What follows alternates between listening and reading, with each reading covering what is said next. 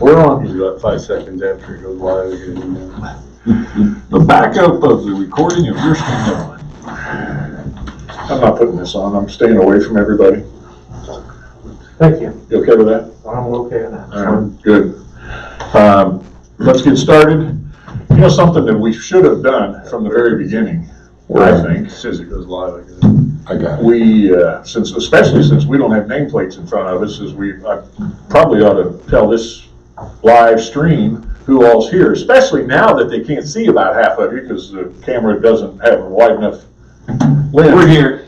So, I'll go around the room. We got Randy Swetnam, General Manager of Hideaway Hills. We got John J.J. Jeffers. We have Steve Cundiff. We have Dan Donovan. We have Jim Sigafus. And we have representing the board, Jim Krieger, and myself, Jim Kirk. And this is the 12th of May.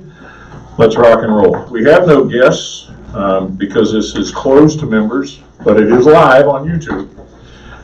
So moving along, we're going to cover the numbers real quick, Randy. Capital fund total $185,661. Depreciation fund total $153,016. Delinquencies as of 3/16 of this year, 16,692. As of April, 17,569. Our road delinquencies as of March was $2,961, and as of April, they were down $1,600 to $1,660, as I reported last time, because 2 of the properties have sold. Popular Bank, we have $101,411. Dam repair checking, $95,219 for a total of $196,631. Thank you. We did not get the numbers for April yet, is that correct? She sent them out, but I didn't have a chance to look at them today. So, All right, then we won't do anything with the reserve accounts or anything until the next That'll be the meeting. second meeting anyway. Yeah. Annie really liked what you put together, and I think you saw the email she's requesting. Can we start sharing the balances? Penny emailed Jim about exactly how he wants that. Did you Okay. get that email? maybe I got a lot of emails. Oh, okay. Yeah. I saw Annie's and I didn't. Yeah. Well, the I only, will respond. I don't think we'll have a problem. Yeah, we do need to kind of design how we want it to look, Yeah. but also deadlines. You know, we barely get the numbers in time for the board meeting next Tuesday, and the deadline for the Echo is 3 days later on Friday. And between, you know, the determination needs to be made on how that money is going to get paid into which funds, which you guys normally do by our last meeting. It'll have to be backed up a couple days so that we can get it to the Echo, I suppose. Well, the accountant's directions is to have it to us the Friday before the Tuesday of the board meeting, the numbers, Which would be this coming Friday. this coming Friday, yeah. So you would have time to then, Yeah, you and Penny, and with direction from, yeah, so that, Jim, okay, yeah. yeah, cool, all right. Because I think that's a great idea, to put that in the Echo, and actually, Are we pulling the others? the two, The clubhouse and the, I would be in favor of that, especially since there is really no lodge. There's gonna be a little bit of an ongoing cost to the lodge, which some people didn't quite understand, but it is what it is. I would pull them for the time being. I don't see any value in putting the lodge in there. There's minimal value in putting the clubhouse. Yeah, the clubhouse work. I mean, I thought that was our idea, was to do that, so. Yeah, that way we'll have the Hideaway Hills Club, PRL, and then the funds. Especially since that committee feels that that's the, I agree. you know, the important things, Cool. but Okay. we'll see. I have a feeling that won't be exactly how it ends up, but. Okay, I understand. Okay, news and notes. After many years of trying to get the wellhead off of the ball diamond, they're finally going to do that at no cost to Hideaway Hills. I signed the permission document here a couple weeks ago, and just received another one today as to how they're going to do that, or how we want them to do that. We had three choices. We could either hire a contractor and they would pay him, or we would leave it the way it is, or we would let them do it. So I chose to let them do it. Who is them, by the way? Ohio Department of Natural Resources. Which surprises me. I didn't know they had control over plugging wells, but in this case they do. There is a thing called the Orphan Well Program that is in effect right now. The government pays for the plugging of those wells. So they will come in, they will cut it off, they'll plug it, and they'll recondition the area around it.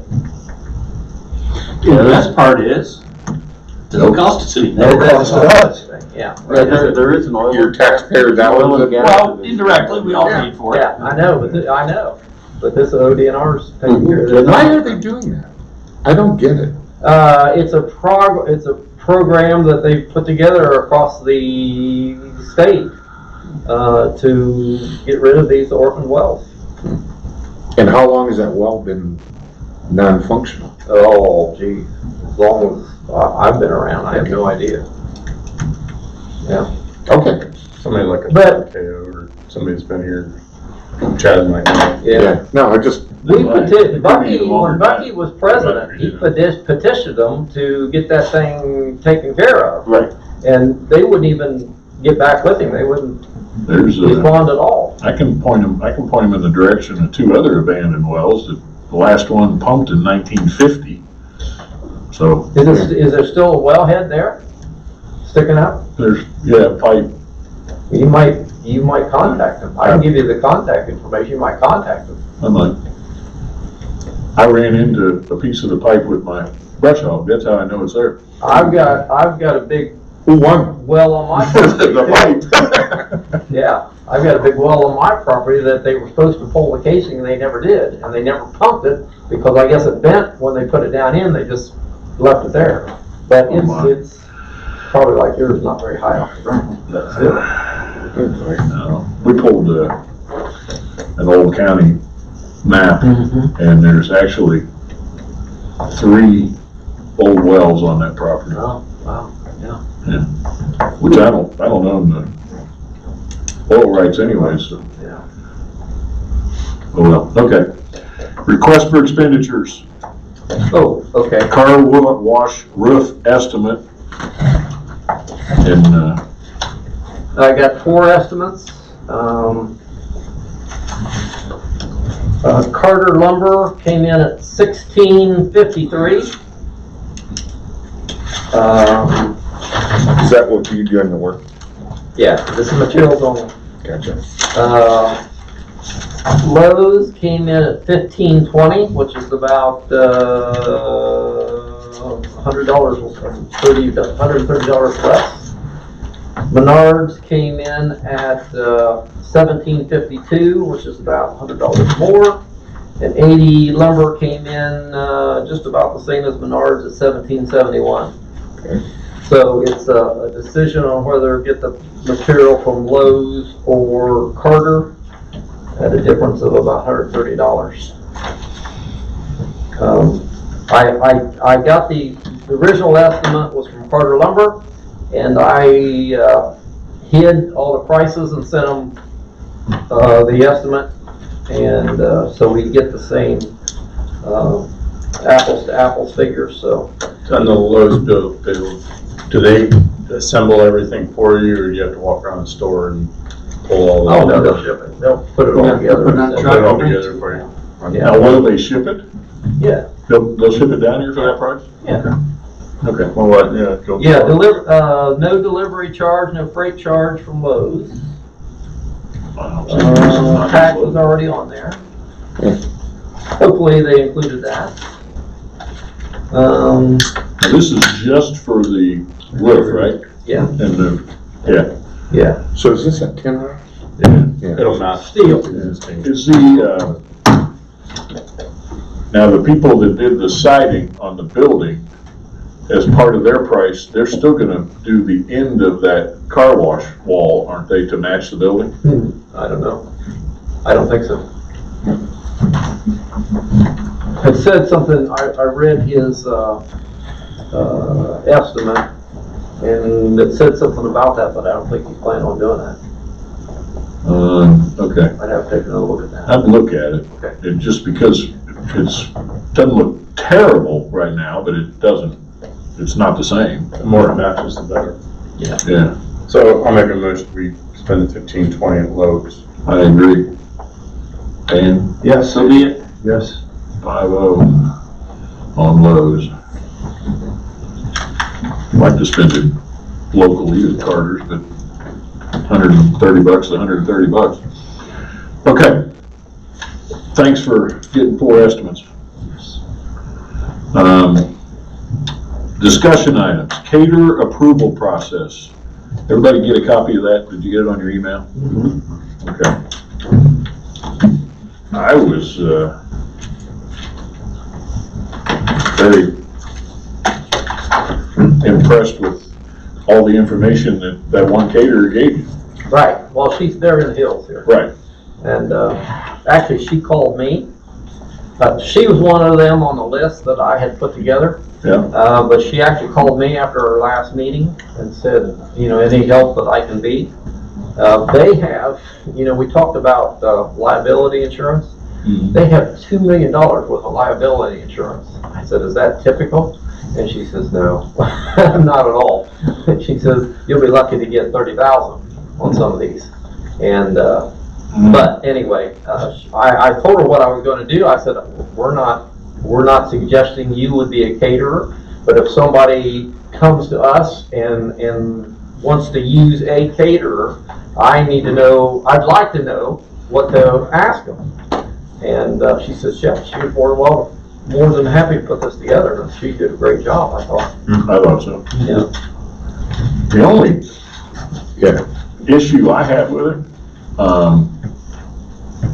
and I guess I might have to get over the issue, is she put in here that most caterers will need our kitchen, Yeah, the use of it. And I kind of always wanted to keep that locked and where they couldn't get in there, but well, that was also in the questionnaire I saw that. that we would ask, Yeah. if they'll need her. Well, she also, she said in her cover letter that, if you're gonna let them use the kitchen and our pots and pans and utensils and everything, that somebody from here, with an event coordinator or whatever, would basically have to be in there to make sure everything's still there and nothing gets damaged. And then you got more cost involved. Yeah. In my opinion. I like There's it. more risk too, that they, Yes. when they could get hurt, or two, they burn the kitchen down. It's way more than $30,000. Yeah, Yeah. Yeah, we kind of found out, how much was it? a lot. 123 or something at least. And that wasn't even the whole kitchen. No. Yeah. Well, I would think to keep the food quality up and maybe have a better selection of good caterers, it might be something we look at, maybe just on a limited basis. I don't know if you'd want to open up every piece of equipment, but ovens, griddles, something like that, electric, so they could have counter space to plug in roasters or whatever they would need to do there. But Yeah. As soon as you open up the kitchen, you also, it becomes harder to control the cleanup process afterwards. Because now you got the dishwasher, you got all that stuff back there. If the kitchen's locked up and they basically have to cart everything in the front door, their plates and everything else, then all we gotta do is point them towards the dumpster when it's over, and everything, you kind of wrap up the throwaway stuff and it goes away. If they use our kitchen, do we have to bring the health department back in for inspections as well? I would bet. I would bet. think so, yeah. That's one of the things that I thought with it is that And at the moment, with it shut down, I mean, even when we open up the bar, if the bar is only serving Chex Mix kind of stuff, and nothing's going on in the kitchen, then Wendy in the health department, well, that's not Wendy, that's Fairfield County, pardon me. They won't, I don't think they'll even have to come in for their annual. I think we need to check with them and see, because I know in my past cooking life, we could rent the kitchen out in the same fashion there, but that the county health department issued them a one-time permit to use that facility in that kitchen. So they were open to an inspection during the process of them preparing the food, but it didn't affect the establishment as it was in a normal Yeah, operation. that's something to look at. But it'd be something to ask the questions and see. Very much, yeah. Yeah, absolutely. Are we gonna charge a fee for using the kitchen? Oh, yeah. I would absolutely think so, yes. Yeah. Because we're gonna have to send somebody in there to clean afterwards, you know? Well, you can tell them it's part of the process, but you're right. You know, You're gonna end up with somebody back in there, because they're gonna be in a hurry to get out of there at that point. Why don't you check with the Fairfield Health Department? And, Because they'd be the ones actually doing the Yeah, cooking and the absolutely. preparing of the food, not us. right, and then, we'll table this. This is a hell of a good start, Yeah, exactly, that's what I thought too. but table it until you get a little bit more information. Yeah. You could always go either way. I mean, we'll approve you as a caterer to come in here, and we're not gonna charge you anything. We're charging the people that are renting upstairs if you don't use our kitchen. Where if you wanna use the kitchen, then you guys are gonna need to come up with a caterer. I wouldn't let anybody in the kitchen for free, that's for sure. Okay? So we will table for more information.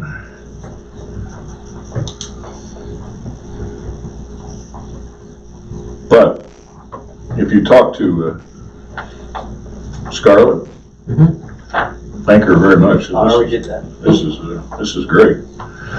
Okay. 2020 chip and seal program. Did you get a chance to call any of the vendors yet? I did not. I was waiting on Jim McNabb to come back to give me some telephone contact information.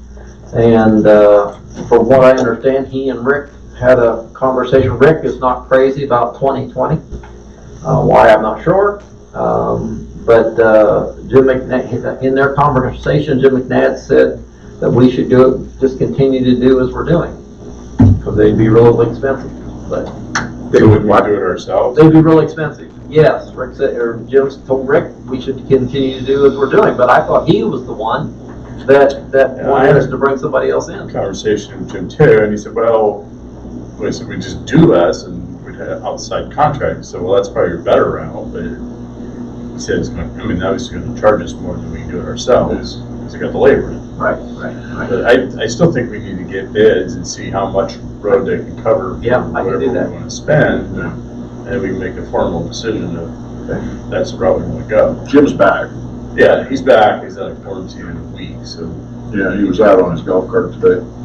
we can ask him. He wouldn't come off the road, he just pulled over side of the road and yelled at my porch. But Okay, yeah, I can do that. I still contend our equipment is out of date. Oh, which it is, absolutely. and that they would have better equipment. I think estimates are still free, so. Yeah. So we're shorthanded on people. I didn't send it to you. I'm gonna put an email to you here in just a minute. Yeah, okay. But our guys are gonna be, if it keeps raining, they're gonna have to keep mowing. We're a person short, and that should free up some labor for us too. There's still a cost with our labor too.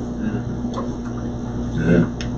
Well, when they do the chip and seal, it takes at least 2 of them at a time, if not more. Oh, no, it takes 5. 5? Yeah, because you've got a guy putting down the oil, and you've got 3 trucks running, keep up with the oil truck, and then you've got somebody loading the truck. Oh, jeez. Yeah, Okay. so, yeah.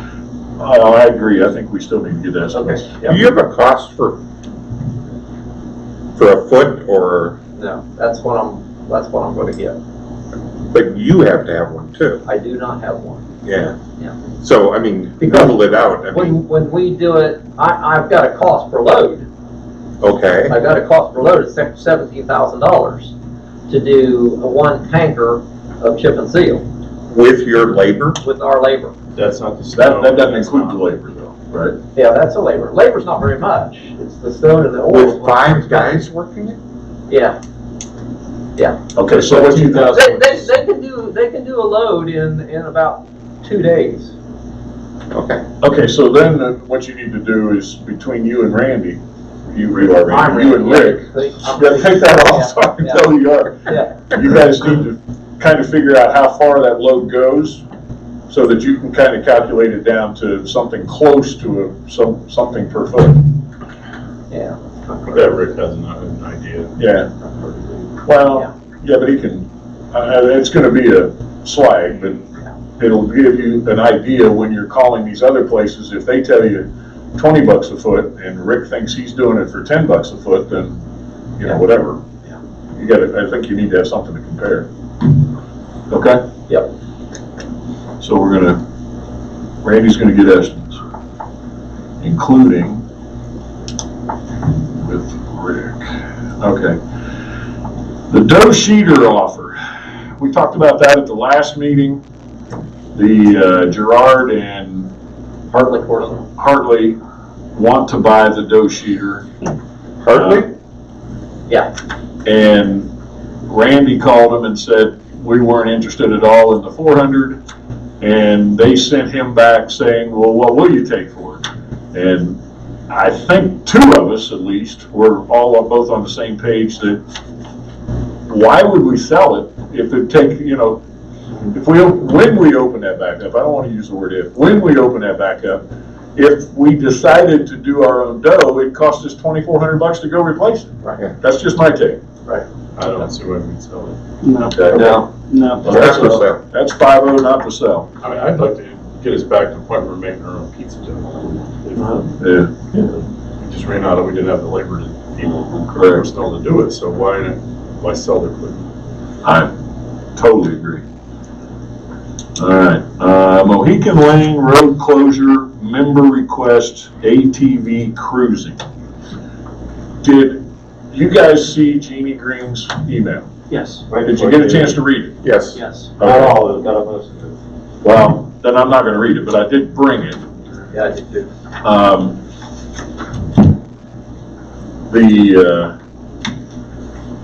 That area, how long was that tree down blocking? Month, 2 months? Well, a couple months, yeah. So the members that live back there had it nice to where nobody, even on a dirt bike, could get through there, basically. That tree was blocking it. That road is impassable for our normal cars and pickup trucks, but it's not closed off. You know, I think there's a sign at both ends that says road No, closed. just the top end. Just at the top end, but you can drive right past the sign. So the members asking that we somehow disable the road so that the side-by-sides, dirt bikes, ATVs, I don't think anybody's crazy enough to try that on a golf cart. Go down. You want that?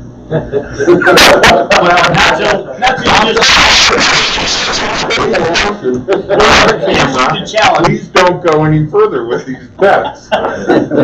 I'm not gonna go, but. Okay, most of the time you're not gonna have golf carts, but the other things are a touch louder than your normal car or pickup truck. But they're allowed on our roads, period. Yeah. And, this member's asking that we block the road, so that those don't go by. The group that she's referring to, which is Jeannie and her husband are part of, once a week-ish, They just ride around and they stuff. get 10 or 12 or so of them in a row, and they ride around, and then they end up gathering at a shelter house or something and doing whatever, and I don't They're not breaking any Hideaway Hills No, rules. I don't- mean, they're not outlaid, they're not excessively noisy. no. Well, we they discussed it. do get noisy, and I understand, the concern from that, but the noise potential is the same for us. as myself and another member here tonight lived at a house on the hill at the golf course. Absolutely. And believe me, some of those made a lot of racket making up that hill going up there. Well, especially coming up the hill, they gotta get It's something, yeah, it's part of what we have down here. I mean, they are loud, they can't be under torque going up hills and things. And Well, another aspect of that is EMS can use that if they absolutely have to. So we don't want to, and it's a platted road, so. No, I mean, that in itself, and We said yes to this one, somebody else is gonna say they want an airport, the next one down, I the next know. one down. That's, I like it quiet, but like Jeannie said in her email, they almost, to get to that section of Mohican, almost all of them have to drive by Jeannie's house first, which means the next 3 houses down is me. And I'm, I've never had them wake me up, and I've never had them so loud that I couldn't hear my TV, so it kind of is what it is. no foul. Pardon me? No foul. No foul. So, I say we don't do anything. I don't know how we can. No. Okay. Dan, you all right with that? Absolutely. As long as they're not going at late at night or something like that, which we have a rule that says Yeah. no loud noises after a certain time, and I'm sure they're not at that time. So. Well, there's another, it's not just that group. There's some youngsters on some dirt bikes and stuff but they're out legally too. They're just riding around and they kind of live back towards there. So that might be, they might kind of do this, but okay. To your point, if we tell them they can't do that, then they're gonna start doing it past Krieger's house and. We're gonna do That it works. someplace. Address individual incidents. Unlike Kirk will post that. I think The Yeah. kids are riding past somebody's house repeatedly, we've addressed that, that's not needed, but. I mean, if it gets out of hand or there's individual situations, security can check into it. Well, we addressed it and decided not to do anything else.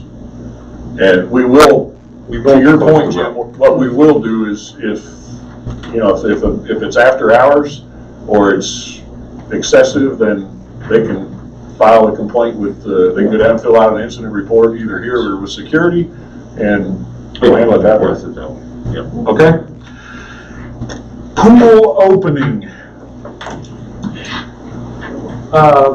I've been in contact with Anna several times. I've forwarded you folks some of her correspondence.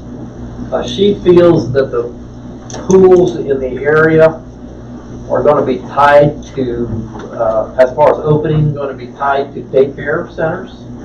And it doesn't look like those are going to be open here anytime real soon. So I'm not sure where we want to go with this. I mean, it's basically ready to open now, with the exception of balancing the chemicals.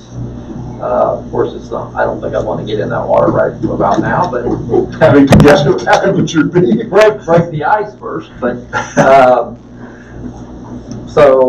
it's just open for discussion. I mean, I don't think we can do anything until the state allows us to. The whole department But- has to allow us to. Yeah, but we Well, I just kind think- of want to be ready. To address your first statement about it being tied with daycare, that's very possible, but there's a tremendous amount of pressure being brought on DeWine now to come up with, and he addressed it yesterday by saying, I'm not ready to address it yet, but they're gonna come up with a date, because especially if it's gonna be tied to child care centers, you're telling people they have to go back to work, but they have nowhere to send their kids. So that's the pressure that's being brought on him. Yeah. If they're gonna be tied, there'll be some sort of an announcement. Yeah. My take is, we got it ready, we leave it at that point, and the second that the state gives us direction that we can open it, then we do what we gotta do. We conduct according to the 2.0. Yeah, we can. Yeah, we And then can bump what are we it gonna do back. about the bathrooms as far as cleaning the Yeah. surfaces? Well, We can't open without the bathrooms, so I don't think we need that. and if they come out with a Similar. social distancing to where you have to, then what you guys will have to do is come up with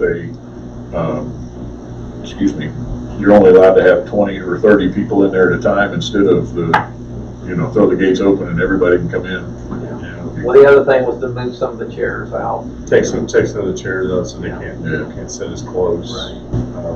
Yes. And once they're in the pool, the chlorine pretty much takes care of that. Yeah, you would probably have to put a process in place to where, somebody goes in every break. Well, I think that we'd get the lifeguard to go in there and wipe down the bathroom and surfaces that people. And the railings where where the steps are and that sort of thing, and that probably would meet the requirement. I mean, there's products that you can just get and spray. Sanidate's one of them. That's what we use at our facilities, and you put it in a 2-gallon sprayer and you go in. It's got a quick dry time, but it also is residual. You just nail the whole area. You just do the whole thing. You do the walls, the sink, It's what they use in grocery stores, probably. You just kind of dose it all down with a fine mist instead of somebody having to. I think Is that's that already yet? Grocery stores are using it now and spraying it over all of their carts. You walk in, the carts are dripping a little bit, and then you figure out what's going on. And Steve, can you send that meeting to Randy so we can get that over? Yeah, all you can get you a price on it, but yeah, we've got it in stock. But you can use You can that. check anywhere, but I mean. The more I think about it, you can use that at the any bathroom area that we're trying to keep clean. It'll work better on a concrete block type bathroom like the pool than it would drywall or something, where you probably don't want to get the drywall all the way. That bathroom's pretty well washed and wear. The one here? Yeah. Oh, yeah. But that would be quick. They could go around and spray everything. Yeah, absolutely. Break and Yeah. spray the fence. That wouldn't affect the pH balance of the water either, would it? Well, that I can't not tell you. No. So basically, it's a mixture of a couple things. The basis behind it's hydrogen peroxide. I mean, that's what it is. That would. So I don't know any idea. Obviously, we probably want to spray it directly in the water. But yeah, I mean, the lounge chairs, restrooms, anything you can I spray. can't imagine it'd be that much, given the amount of volume of water you got. Yeah. Considering people are. So basically what we've decided to do is we're gonna keep the pool at a ready state, waiting for direction from the state of Ohio. Yeah. Okay.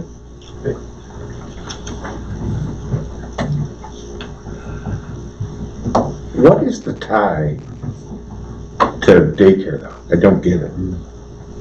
People are going back to work and they want their kids to go back to daycare. You mean the pool? The pool. I don't know. Summer programs, a lot of them are based. Right. So kid programs, Yeah. kid-based programs. Yeah. Okay, Community makes centers, YMCA's, and we have. that makes sense. Okay, get it.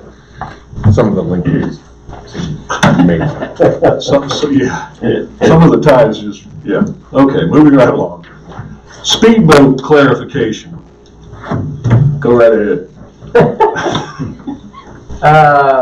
We have a member that has been offered a dock. He has 3 weeks to make a decision. With the new ruling of only putting in pontoon speedboats or jet skis, it's been questioned on whether his 10-foot fiberglass boat fits into any of those 3 categories. And so I put it to Lakes Committee and they said they didn't think so. It's just what it is. I just need clarification on whether we're going to allow that. Wasn't there something about it having to have an engine or a motor? He said I can mount a 5-horse gas engine on the back, and I use he an can. electric motor. I have one. They're actually plastic. They're fairly light. 2 people carry them. The Bass Raider is a popular brand. Is it just a fishing boat? Yeah, they're a little 2-man. But it's not a speed boat. chairs, but they're not. Yeah, But he said his theory is I can mount a motor on it. I can put a 5-horse gas motor on it, so it has a motor. Therefore, I get a dock. But that doesn't make it a speedboat. We just But said we don't have- motor boat. We don't have a When the definition. board made this rule, they said motor boat.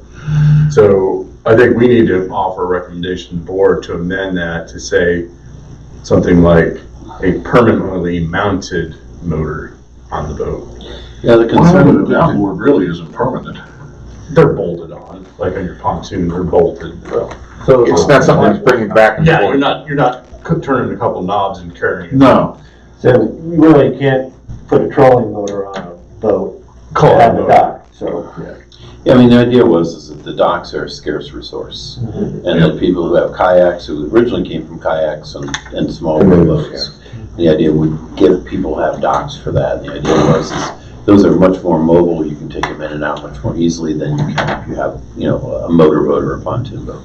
And so that was simply the decision was made based upon that. So was the member's contention that he's in the market in the process of purchasing? Well, no. To answer that question, the answer is no, he's not.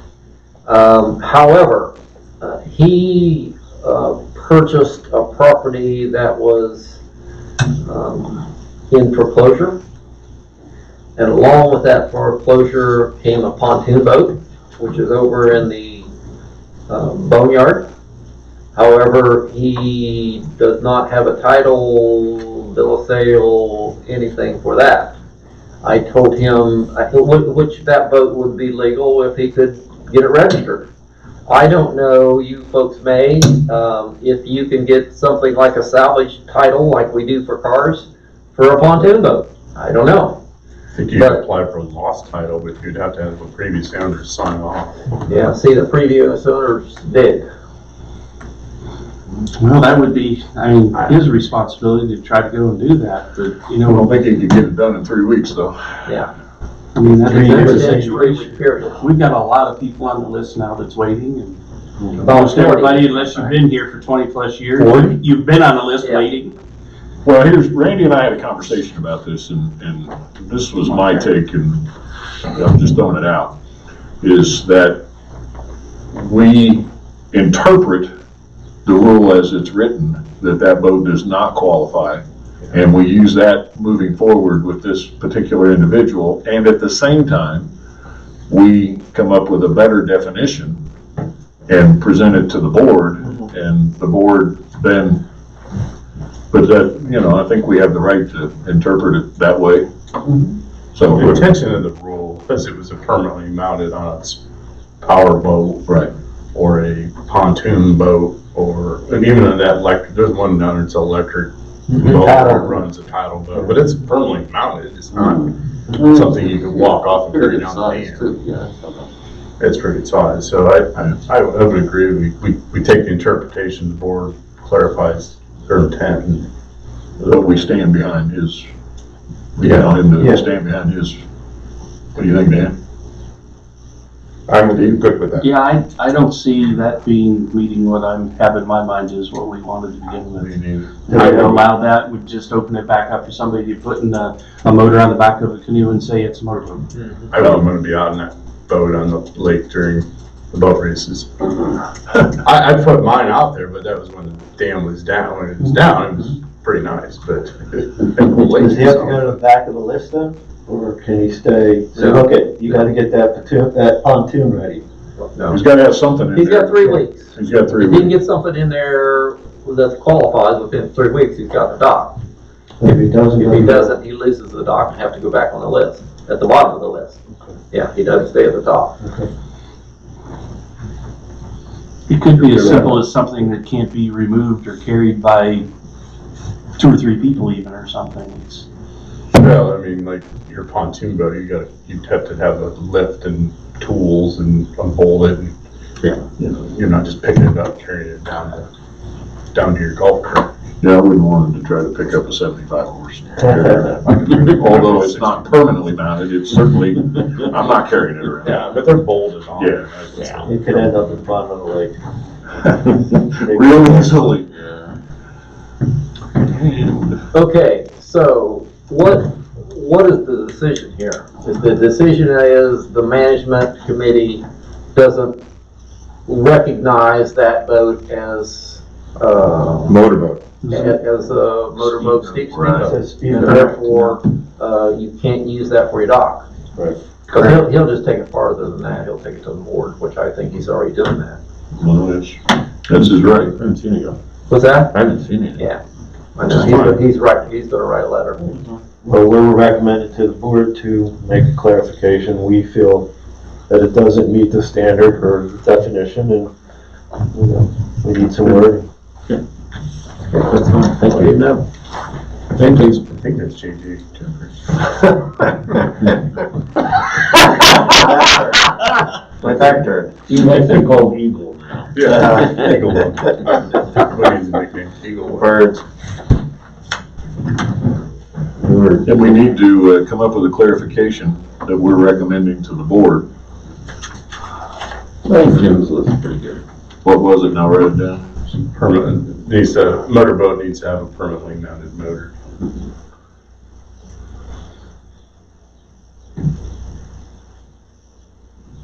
Then you're gonna get into the clarification of what's permanently mounted. Well, one that's only removed for repairs.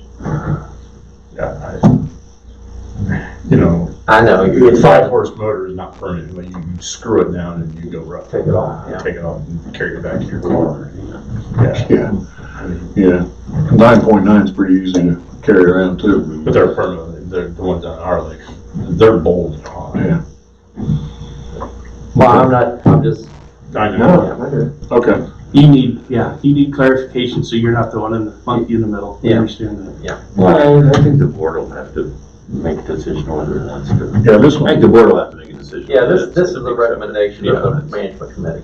Yeah. The rule was approved by the board. Right. And put in the voting rules. Right. Right, so I just appreciate you guys looking at it and making a recommendation, and we'll go from there.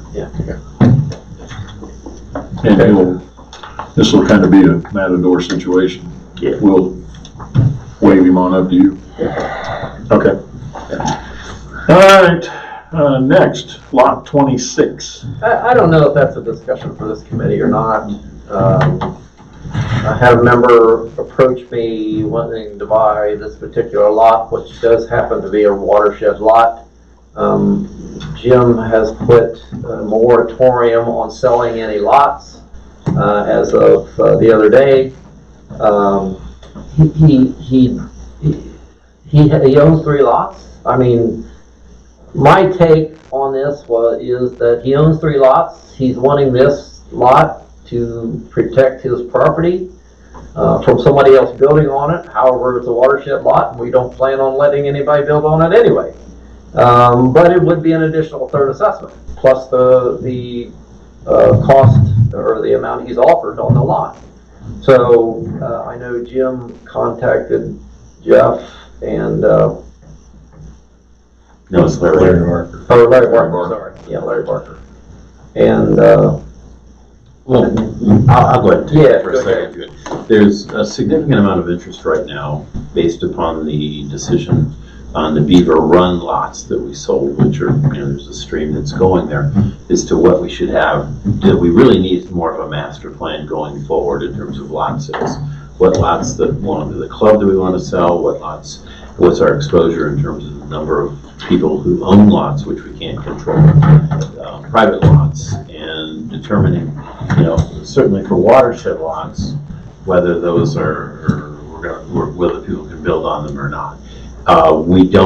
Randy and Penny are doing a great job of getting all that information to people. People are going out and looking at those lots, and these are primarily board members, but there's also Ken Yost and Lori Cook and some others who are involved in trying to come up with sort of a recommendation for what sort of a controlling way to go forward in terms of what lots we might want to do, or because we don't have a policy per se. We have lists of what's available and what's not. And so that is the goal. I just asked Randy because these people are working very hard at it right now, to just hang on for a few weeks. It's not an official moratorium, but let's not move until we get more information. And I'm sorry, Sue Powell is also from the Lakes Committee's involved.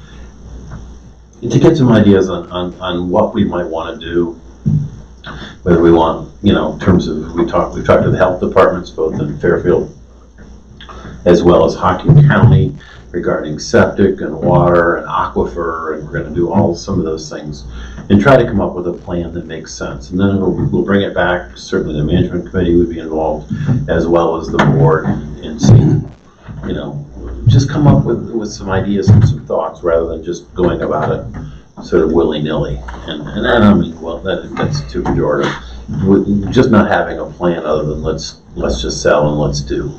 Because we know there's a couple lots that are very much watershed lots that are really important to us that belong to private people. And we probably might want to talk about that as well as how we're going to go forward. So we have established that if it is a club lot and we want to sell it, and it's like Randy said, and if we want it not to be buildable, we're happy to sell it to a member or whatever. But we can just declare it as and be that part of the sale, and we are legal and we can make that in perpetuity. And so that's one of the possibilities we have. And like Randy talked about the other one over on Beaver Lane, we wanted to make sure that we had an easement restriction on that property because we thought that was a good place to put a sediment trap in the future. And, according to the legal advice we've gotten, that yes, if we establish that as part of the terms of sale, we record it with the deed at the time of the sale, that stays in place. And so we can. Where do the determinations of the watershed areas come from? We don't have one, Steve. We don't have one. I mean, Someone just referred to it as a watershed area, so that's why I thought. So the ones we're talking about, I mean, I'll just deal with the two that we're talking, or the three that we're sort of discussing right now. The one is on Hideaway Hills Lane, and it's a lot. It's one lot. It's in the middle of all the others are sold. There's one club lot there, and there's a big old, there's a big old watershed that comes right down. A stream that comes down. Across from Mickey Lake.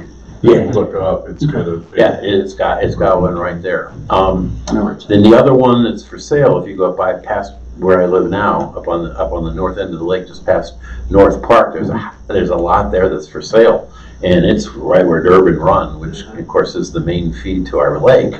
It's sitting right there and it's for sale. Well, I didn't know if it was designated by Soil and Water or something like that. That's why it's just us. Wasn't it somebody quite a few years ago? It was. There was a committee. Yeah, it was a few folks, and they sort of went around and Said did that. that one is. And So there was a map put together with some color coding. So there is some history to it then. Yeah. With some And there's some Yeah, questions thought, about. it was, really well-intentioned and everything is good. And so we're updating that and looking at it, and I think the point is to come up with some definitions, and we could go to Soil and Water Resources and get their input if we wanted to as well in terms of that. That's sort of what the question is right now.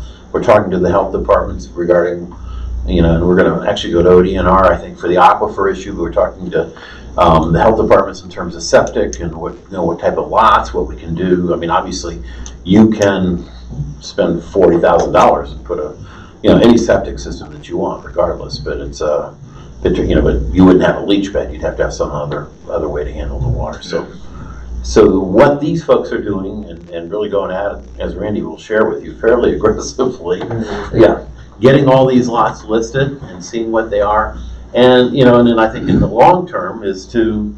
Are they looking privately owned lots? As well. They're looking at everyone.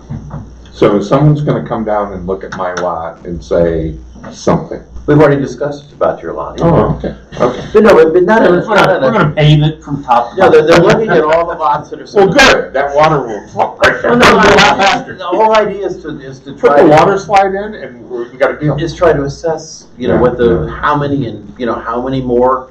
I mean, look, Randy's talked, we got 40 people on the list. What it costs, but we don't have a whole lot of place to put more docks. Yeah.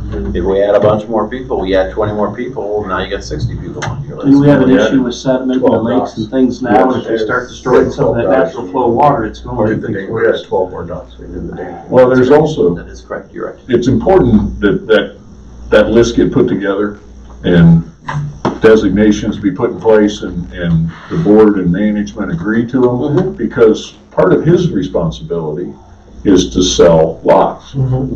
And when he doesn't know whether he can sell it or not, or when he's working off of old designations, it's kind of handicapping him. And the one designation that kind of needs to go away because of something he just referred to, there is no lot that's unbuildable. Right, they I said. mean, you can designate a watershed and say nobody can build on it, but it depends on how much money you want to spend. I mean, there's some nasty lots in here that are straight up and down, and if somebody wants to spend enough money, they can build a house and they can put an above ground septic system of some sort in, but I'd hate to guess what it costs. So there really is no such thing as unbuildable. That's not just putting in the system too, it's maintaining. Exactly. You know, it's- But this, when they get that list put together, it'll make his job easier.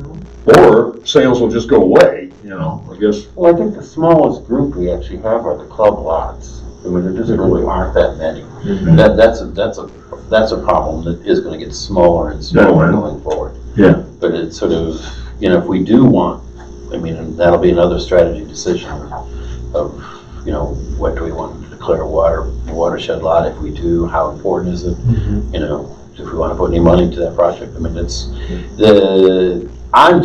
I'm really pleased because, you know, I think you only get good answers if you get the data. And if you got the data, then you can follow it down the road and go from there. So right now, we're at the data gathering. We are in data gathering, and I've asked Randy, just hold on and selling, unless it's a no-brainer. I mean, there's some of them that would be pretty straightforward, but if it's something that may be a little bit controversial, let's hang out a little bit until we get it done. Or at least give this person the right of, Yeah, well, I mean, Or, this you know. one could be, you know, I mean, again, there is a solution on this one that we can talk about, but it's, you know, if we want that to be non-buildable, then that would be a way to deal with it, so.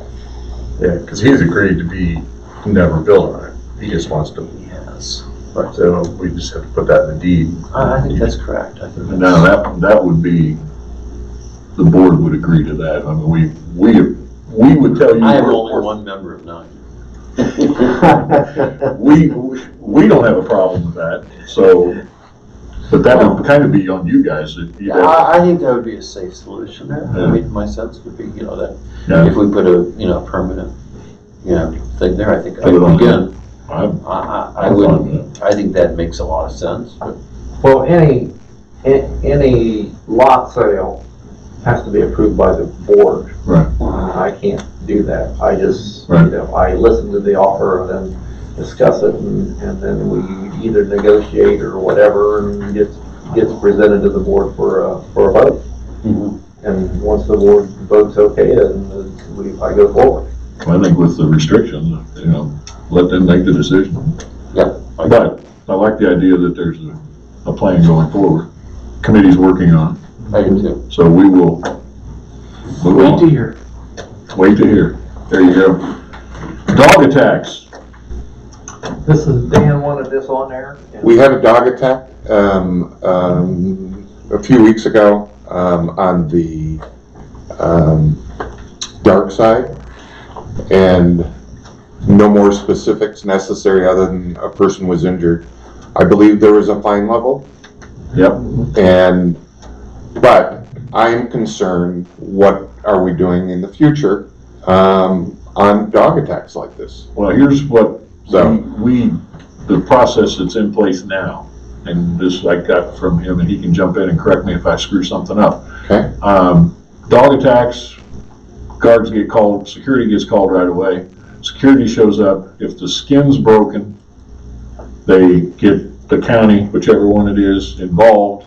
And the process had been that since the skin was broken, that county dog warden would take the dog and quarantine it for X. Well, he would quarantine it, not necessarily he would take it, Okay. but. Put it in quarantine for X amount of days to make sure it didn't have rabies or whatever. 2 weeks. Yeah. Recently, I don't know how far back, Hocking County at least, or both counties, they won't, Yeah, they're not doing they that. don't even come out anymore Okay. on that. So, and we don't have, our process is, first time, it's a letter Well, it depends. on the severity. Yeah.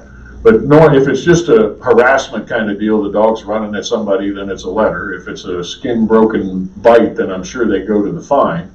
And really, at that point, you just keep fining if it happens again, because we don't have the ability legally to take the dog, to tell them they have to get rid of the dog, to tell them they have to move. I mean, our hands are tied, and the counties aren't a whole lot of help, because there was one 6 months ago or so that they called and the county said, too bad, we're not gonna come look at it. Okay. Can we put a sign up?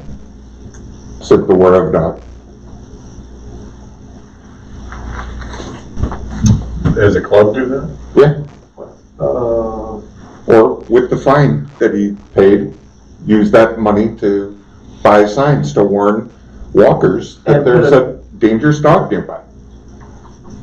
That they're at, like at the road where the property is. I don't know, I mean, Well, That's like tacky. I mean, huh? what do we have to do that? Like, just keep their dog in their yard. Well, see, Well, now, it's better. They just look almost like as bad as the keep out signs that some people think they want to put up. I mean, they just look tacky as far as I'm concerned. But Okay, the aesthetics of walking down the road and have to see a okay. dangerous dog sign. I think we do have a responsibility. I We do think we have a rules real about dogs responsibility. running free and not being controlled. And I know people use wireless fences and a lot of different other things, and most people are adhering to this. Yeah. But we are all the time seeing dogs that are missing, running away, running loose. And one of these dogs come in contact with a mean dog, you got a dog fight, which could have a person intervene, which could get hurt. Or at the same time could cause a vehicle accident, cause somebody to go through a guardrail and down into one of our ravines. I mean, I think even if we don't have a responsibility and, want to put a sign up, I agree being kind of tacky, seeing all that stuff around there. By us having a rule concerning pets and the dogs and stating that we do not want them to let them roam free, we do have some sort of responsibility in this. I thought $250 was way too little, because what would have been $500 if this person would have died? I mean, to me, the bigger rule is we need to work with people to keep their dogs controlled. Yeah. I mean, they're running free all the time. Most people have great control of their dogs, good training, but we see some of them that are just running free. You guys, Well, we you get do have calls the down rules. here, I know The rules are in security place. calls. We do have the rules in place, and it just, they need to be reported in order for us to act on. Okay, but they didn't follow the rule, Correct. I know, yeah, and someone was injured, and yes, it could have been very severe. exactly, yes. It could have been worse, yes, absolutely. I've seen dog attacks, and they're not pretty. Yeah. So, and it's near me, so I'm parochial here to a certain extent, and I've warned my whole family not to go that way.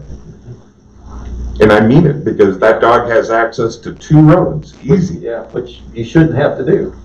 I know I shouldn't. Right, right. I just think it's a good time to try and reinforce this with membership. And I know following that, we printed the rules back in but We tried to do everything we could. I'm not asking security to become dog And wardens. unfortunately, our That's not my law- point either, but We have a state law against this, and they're not. Well, we also have a lot of members, some members, change that word, some members who won't call security when there's a dog loose because they don't want that poor dog to end up in a cage down at maintenance Yeah. or get turned over to one of the counties. So it's not being enforced as much as it should be because of the, Reporting process. yeah. well, I got a gift by this not being a serious injury. Absolutely. I'd hate to let this situation pass without some rigor involved. I don't have a problem with the sign. I mean, just something. We should look at it and. I'm not saying this every time. There is some point of discretion that we